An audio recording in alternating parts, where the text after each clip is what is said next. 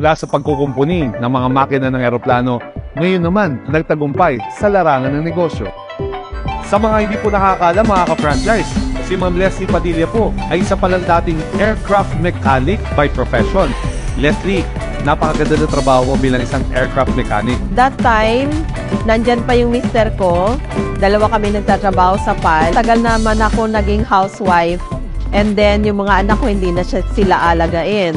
So, nag-decide ako na bakit hindi ako pumasok sa business. Since ng food business, kailangan ng tao. Lalo na pag nagmo-malling, yung iba nagugutom. Yung iba isa-sacrifice nila ang pagbili ng damit o gamit. Pero ang pagkain, hindi nila masasacrifice pag nagugutom sila. So, napili ko talaga ang food business industry. Bakit naman Siomai King yung napili niyong i-franchise? Since na-introduce siya sa akin nung dati kong kasama sa trabaho, naisipan ko, sige, why not? Subukan ko talaga. Normal days namin, nagre-range naman kami ng 7, 9. Range namin per month, kung dito lang sa Vista Mall ang pag-uusapan, ay nasa 170 to 270, almost 300.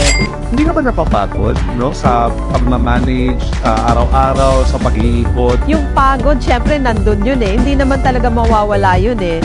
Pero kung gaya nga ng nasabi ko, kung gusto mo ang ginagawa mo, mahal mo ang ginagawa mo, nawawala ang pagod mo. Sa nakaka-inspire na kwentong narinig nyo mula sa ating ka-franchise na si Leslie Padilla, sipag, tiyaga at tiwala sa sarili ang naging sikreto para maging successful sa ating franchise negosyo. Samahan pa natin ng isa pang sikat na franchise brand kagaya ni Siomai King na almost 20 years na po dito sa ating franchise industry. Hanggang sa muli, sabay-sabay tayo ma-inspire para sa mga kwento ng iba pa natin mga ka-franchise dito lang sa House of Franchise. Negosyo to!